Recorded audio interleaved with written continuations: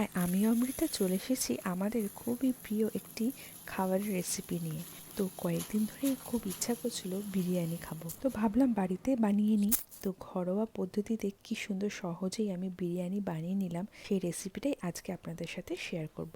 আশা করছি ভালো লাগবে, শেষ অবধি দেখতে থাকুন। তো প্রথমে আগে মাটনটাকে ম্যারিনেট করে নিচ্ছি। এর মধ্যে দিয়ে দিয়েছি হচ্ছে পেঁয়াজ বাটা, লঙ্কা বাটা, রসুন বাটা, রসুনটা আমি একটু বেশি করেই দিয়েছি, আদা বাটা, টক দই।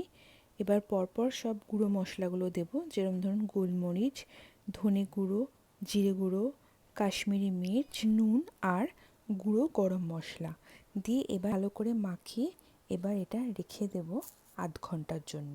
আর এর মধ্যে তো আমি অলরেডি বাসমতি চালটা ধুয়ে নিয়েছিলাম। ওটা আমি 1 কিলো বাসমতি চাল নিয়েছি। ওটাকে ভালো করে ধুয়ে আমি ওটা ঢাকা দিয়ে রেখে দিয়েছি। ওটাও আমি আধ ঘন্টার জন্য রেখে দিলাম।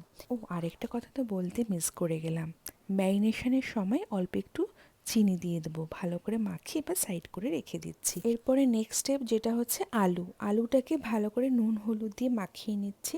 তারপরে এটাকে একটু লাল লাল করে ভেজে নেব। আর পেঁয়াজগুলো অলরেডি আমি আগে করে চপড করে রেখে দিয়েছিলাম। পেঁয়াজগুলো হাত দিয়ে একটু ভেঙে নিচ্ছি। এটা একটা খুব ইম্পর্ট্যান্ট টিপস আপনাদের সাথে শেয়ার করছি। যখন বেরেস্তা বানাবেন হাত দিয়ে কিন্তু পেঁয়াজগুলোকে একটু ভেঙে ভেঙে দেবেন, যেন সব ছেড়ে যায়, তাহলে বেরেস্তাটা খুব সুন্দর হবে।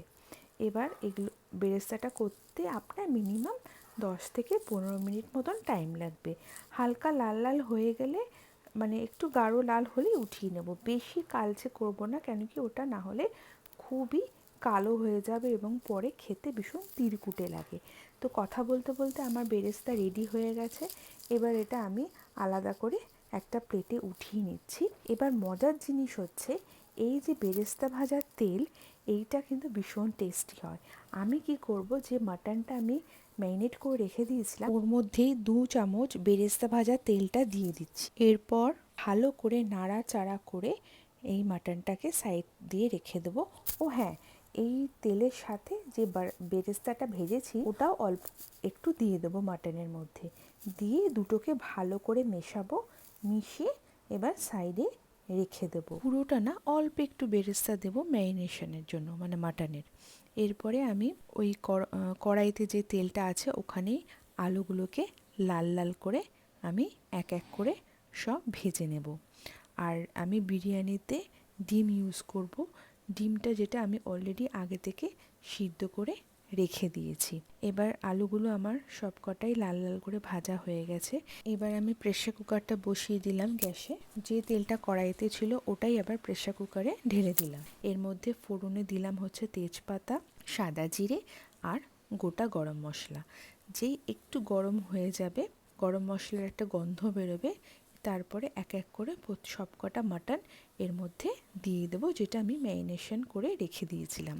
এর মধ্যে দিয়ে ভালো করে নাড়াচাড়া করে এটাকে সিটি দিতে বসিয়ে দেবো। 5-6টা সিটি হয়ে গেলে এটাকে নামিয়ে নেব। তারপরে আলুটা দেব। তো এই ফাঁকে আমি বিরিয়ানির রাইসটা রেডি করব। এবার রাইসের মধ্যে আমি কিছু গরম মশলা ইউজ করব, যেটা আমি খালি, অনেকে কি করে জলের মধ্যেই, মানে চালের জলের মধ্যেই গরম মশলাগুলো গোটা দিয়ে দেয়, বাট আমি ওরম করব না। আমি একটা পুটলি করে গরম মশলাগুলো দেব। তো ওর জন্য আমি একটা কটনের কাপড় নিয়ে নিয়েছি। এখানে সব গোটা গরম মশলাগুলো নিচ্ছি, যেমন ধরুন তেজপাতা, দালচিনি, লবঙ্গ, এলাচ, যা যা গরম মশলা, আপনি স্টার অ্যানিশ এগুলোও দিতে পারেন। আমার কাছে যা যা ছিল আমি সেগুলোই ইউজ করেছি। গোটা গোলমরিচও ইউজ করতে পারেন। চালের জলটার মধ্যে নুনটা মিশিয়ে এবার আমি হাঁড়িটা বসিয়ে দেবো গ্যাসে জলটা গরম হওয়ার জন্য। এর ফাঁকে দেখুন আমি কেসার আর দুধের মিশ্রণটা রেডি করে নিয়েছি। 5টা সিটি অলরেডি হয়ে গেছে। প্রেসার কুকার নামিয়ে এর মধ্যে আমি আলুগুলো সবকটা দিয়ে দিচ্ছি। আলুটা দিয়ে আবার নাড়াচাড়া করে এটাকে আবার আমি গ্যাসের মধ্যে বসিয়ে দেবো সিমে 2টো সিটি হওয়ার জন্য। এবার জলটা যেই ফুটে উঠেছে আমি এর মধ্যে পুটলিটা দিয়ে দিলাম। আর 2-3 মিনিট পরেই আমি একটু একটু করে সব চালগুলো এর মধ্যে দিয়ে দেব। আরেকটা টিপস আপনাদের সাথে শেয়ার করছি, সেটা হচ্ছে এই জলের মধ্যেই আমি একটুখানি ভিনিগারও মিশিয়ে দিয়েছি, যাতে চালটা চট করে গলে না যায়। এবার হালকা হালকা করে আপনাকে একটুখানি চালটা নাড়তে হবে, যেই একটু ফুটে আসবে যেন চালগুলো ভেঙে না যায়।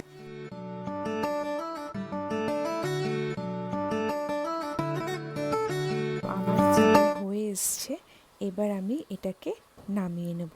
আর সুন্দর করে চালটাকে ঝরিয়ে নিয়েছি। এবার বিরিয়ানি দম দেওয়ার জন্য রেডি করছি। ফার্স্টে হাঁড়ির মধ্যে নিচে ঘি দিয়ে দিচ্ছি, এরপরে একটা একটা করে লেয়ার সেট করব। তো এক এক করে আমি বলছি কি কি দেব। সেটা হচ্ছে প্রথমে ঘি দিয়েছি, তারপরে হচ্ছে বাসমতি রাইস দিলাম পুরো ছড়িয়ে, তারপরে এর মধ্যে দিলাম হচ্ছে যে মাটনটা রান্না করেছি, মাটন, আলু, ডিম, আপনার বিরিয়ানি মশলা, কেশর ভেজানো জলটা দেব, অল্প রোজ ওয়াটার দেব, অল্প কেওড়ার জল দেব, দিয়ে আরেকটা লেয়ার করব। এরপরে আবার সাদা রাইস দেব, ওর উপরে আবার মাটন দেব, আলু দেব, ডিম দেব, বিরিয়ানি মশলা দেব, কেশরের জলটা দেব, ঘি দেব, কেওড়ার জল দেব, গোলাপ জল দেবো, এরমভাবে প্রত্যেকটা লেয়ার সেট করব।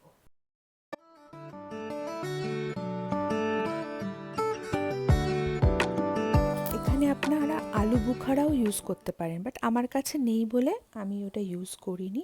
এটা হচ্ছে আমরা ফাইনাল লেয়ার, এর মধ্যে এটা টপ, এর মধ্যে একটু স্পেশাল ইনগ্রিডিয়েন্টস ইউজ করব, সেটা হচ্ছে নর্মালি সবকটাতে যা ইউজ করেছি এটাতেও সেম থাকবে, বাট উপরটাতে বেরেস্তা ছড়িয়ে দেব। আর আমার নিজের গাছে পুদিনা পাতা কুচি কুচি কেটে উপর থেকে একটু গার্নিশ করে দেবো, দিয়ে ভালো করে ফয়েল পেপার দিয়ে এটাকে এবার মুড়িয়ে দেবো।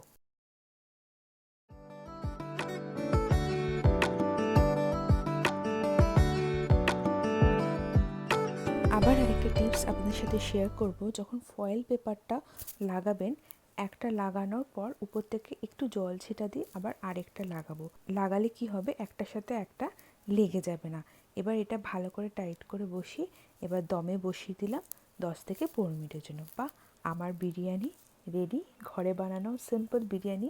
সানডের লাঞ্চটা আমাদের কিন্তু দুর্ধর্ষ হয়েছিল। আপনাদের কেমন লাগলো কমেন্ট করে জানাবেন। বিরিয়ানি তো আমাদের সকলই খুব প্রিয়, বাচ্চা বুড়ো সবাই খুব ভালোবাসে। ভালো লেগে থাকলে লাইক, শেয়ার আর সাবস্ক্রাইব করতে একদম ভুলবেন না। পরের ভিডিও নিয়ে খুব তাড়াতাড়ি দেখা হচ্ছে। Till then bye bye from the box life.